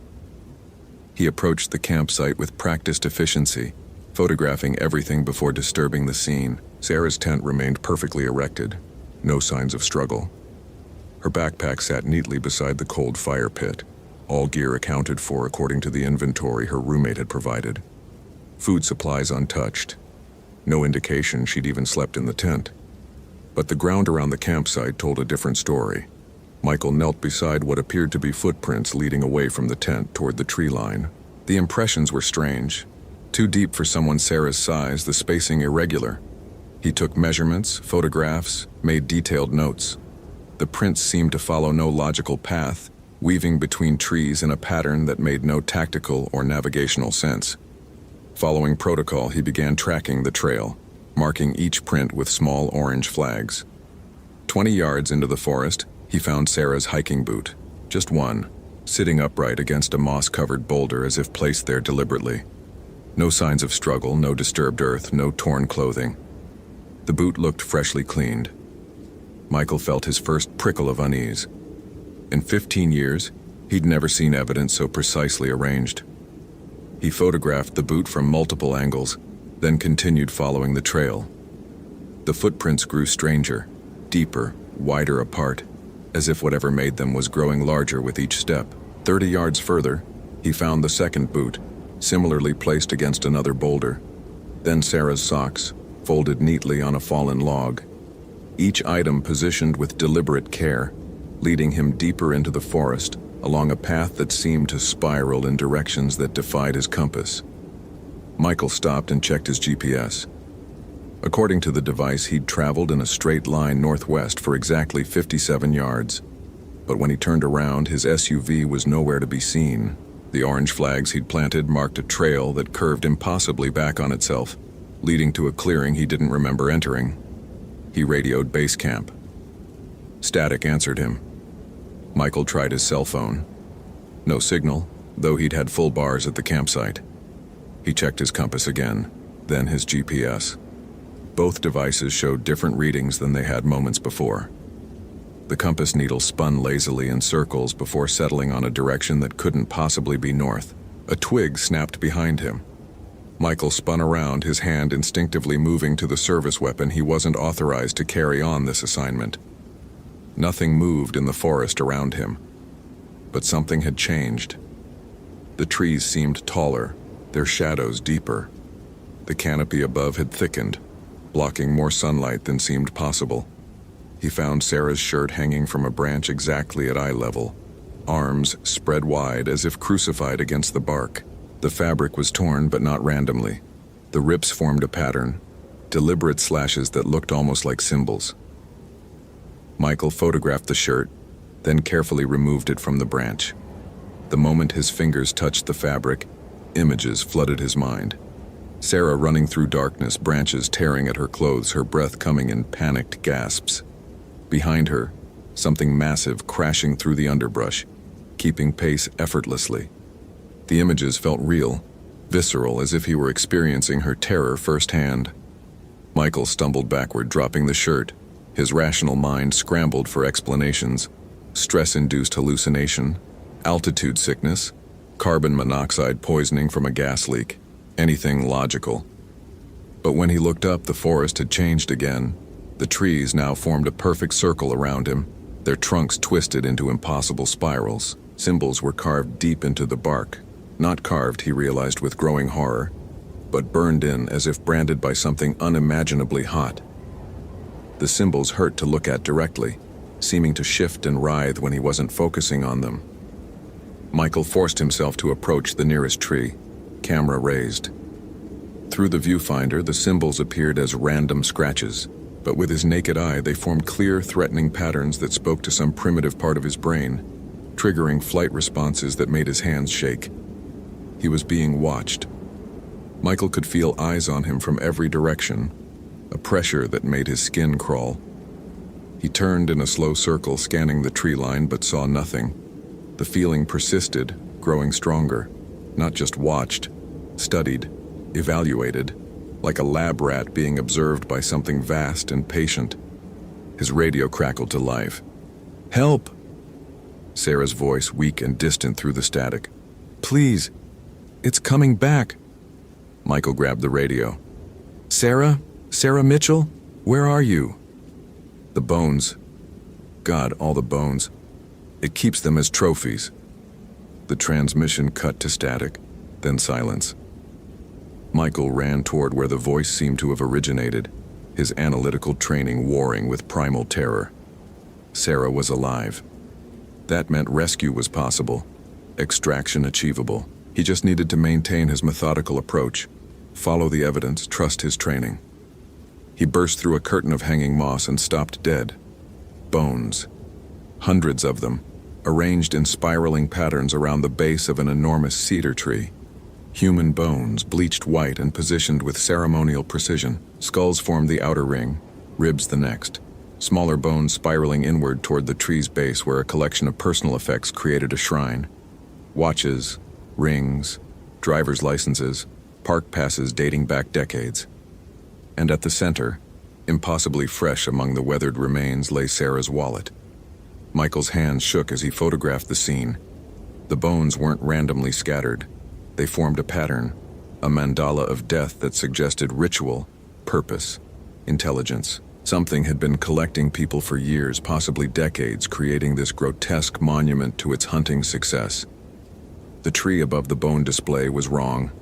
Michael could see that now, his analytical mind finally accepting what his instincts had been screaming.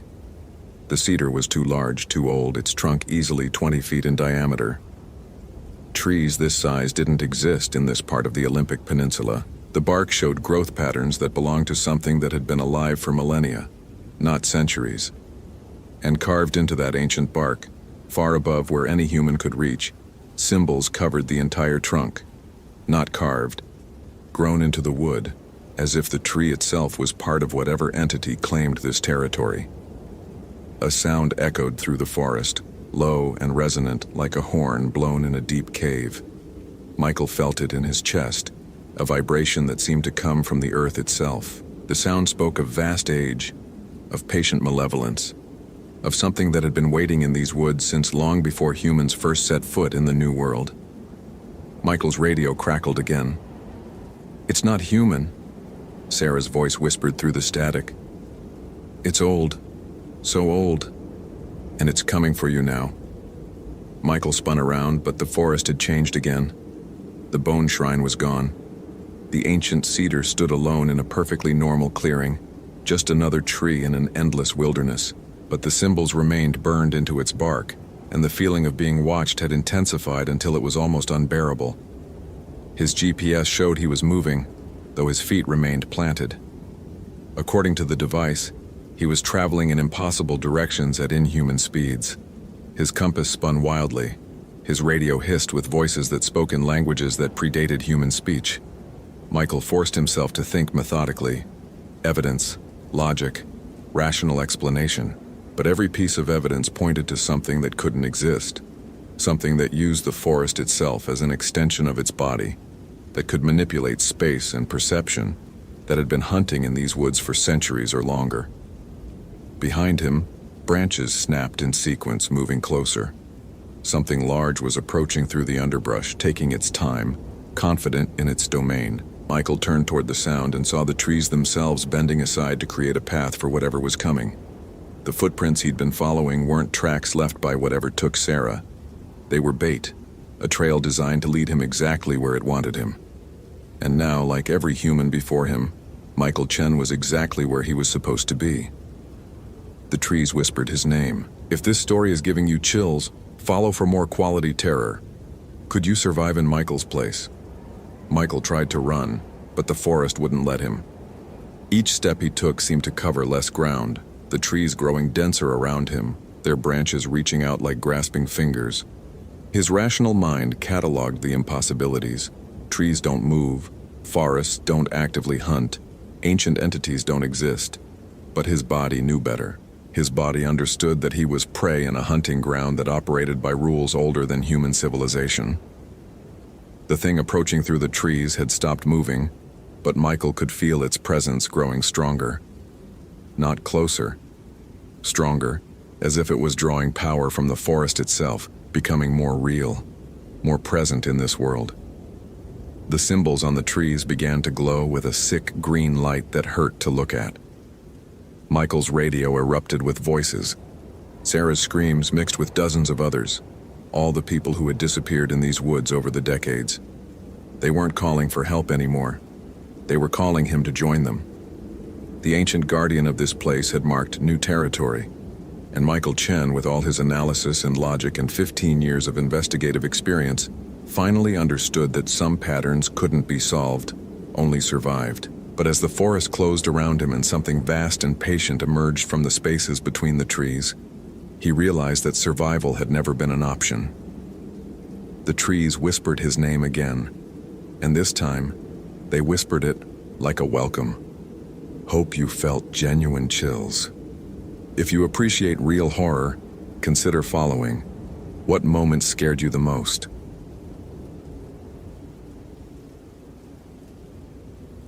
Daniel Rodriguez prided himself on patterns. 23 years as a forensic analyst had taught him that everything left traces, everything followed logic, and every missing person case had a rational explanation. Even here, standing at the edge of Olympic National Park's Quinault rainforest, Staring at Emily Morrison's abandoned Honda Civic, he maintained his methodical approach. The car sat perfectly centered in the gravel parking area, keys still in the ignition, purse untouched on the passenger seat. Emily's hiking boots were gone, but her emergency beacon remained clipped to the dashboard. Daniel photographed everything, his digital camera clicking in steady rhythm as he documented each detail. 3 days missing, he murmured into his voice recorder. No signs of struggle. Vehicle secure. Subject appears to have entered forest voluntarily. The local ranger, a weathered man named Pike, shifted nervously behind him. She was supposed to meet her research team at the Sal Duke trailhead yesterday morning. Never showed. Daniel nodded, already forming hypotheses. Emily Morrison, PhD candidate in mycology, studying fungal networks in old-growth forests. Experienced hiker. Methodical, like himself. People didn't simply vanish, especially not people who understood wilderness protocols. He shouldered his pack and started toward the trailhead Emily had documented in her research notes. The ancient cedars rose like cathedral pillars around him, their canopy filtering sunlight into shifting green patterns. Daniel's GPS showed a clear signal, his compass bearing steady. Everything normal, except for the silence.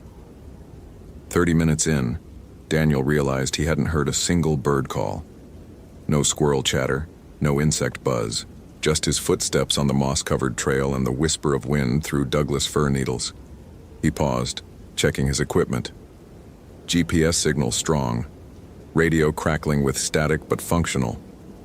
Probably seasonal migration patterns, he recorded, environmental factors affecting local wildlife behavior. But his pulse had quickened, and Daniel noticed his hand trembling slightly as he lowered the recorder. Stress response, he told himself. Natural reaction to unusual conditions. The trail branched ahead. Emily's notes mentioned a fallen cedar spanning Miller Creek, marking her primary research site. Daniel followed the narrower path, stepping carefully over exposed roots slick with moisture. The silence deepened, pressing against his eardrums like depth pressure. Then he heard it, a sound like static but organic, wet, rhythmic. Daniel froze, head tilted, trying to isolate the source.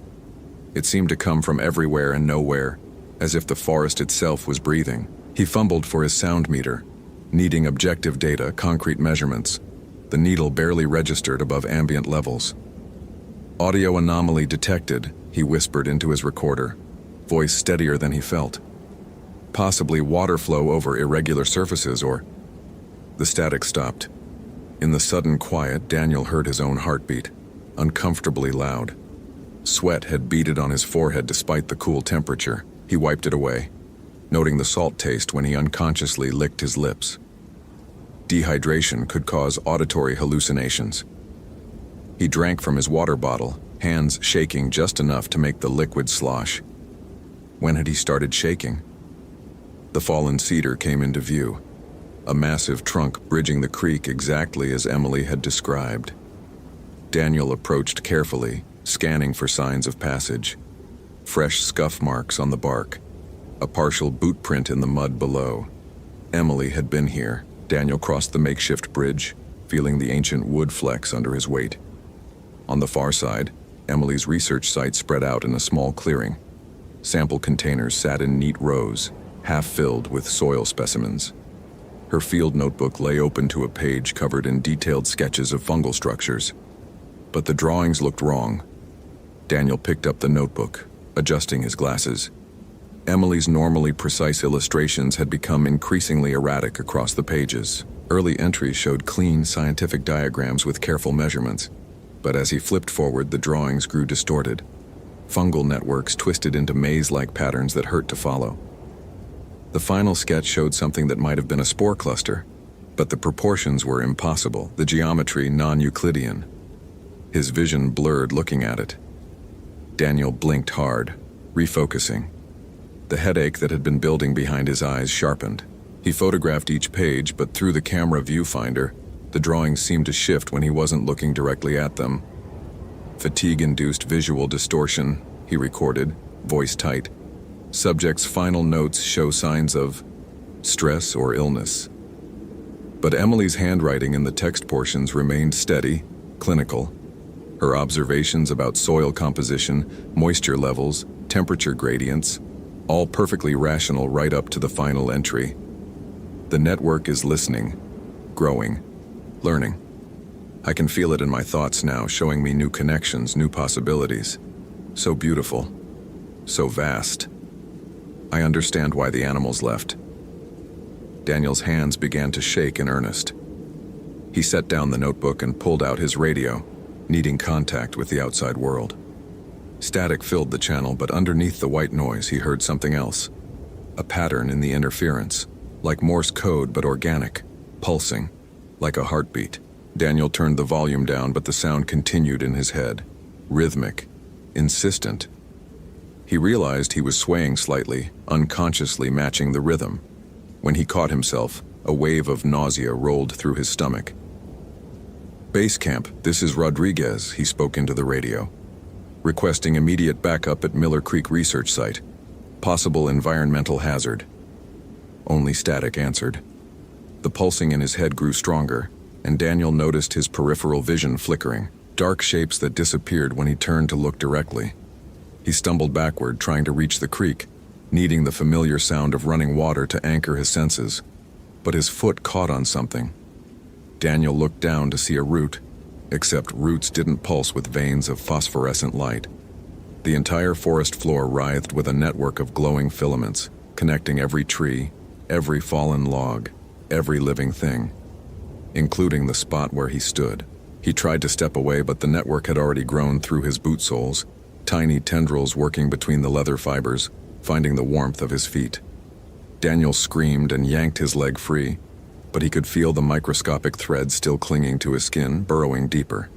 The forest around him breathed in unison, a vast organism with Emily somewhere deep in its neural web. Daniel ran toward the creek, crashing through undergrowth that grasped at his clothes with deliberate intent. Behind him, he heard his own voice calling his name, but the words came from Emily's mouth as she emerged from behind a cedar, her eyes black with fungal growth. "Daniel," she said, but the voice belonged to something vast and patient and hungry. "You're analyzing this all wrong. Stop thinking, start feeling, join the network." Daniel dove into the creek, the cold water shocking his system. For a moment, his vision cleared. The glowing filaments vanished. Emily stood on the bank looking normal, concerned, reaching out to help him. "Daniel, what happened? You look terrified." But when he reached for her hand, he saw the spores drifting from her skin like dandruff, and he knew with absolute analytical certainty that Emily Morrison had been dead for days. Whatever wore her face was something else entirely. Something that had learned to mimic human behavior by consuming human thoughts. And it was already inside his head, showing him how beautiful the network could be, how pointless individual consciousness was when they could all be connected, all be one vast thinking organism stretching across continents. Daniel's scream echoed through the silent forest as his analytical mind finally, irrevocably, broke. The network smiled with Emily's face and reached down to help him from the water, ready to teach him new ways of thinking, new patterns beyond human comprehension. After all, everything left traces, and some traces were meant to be followed all the way down into the dark.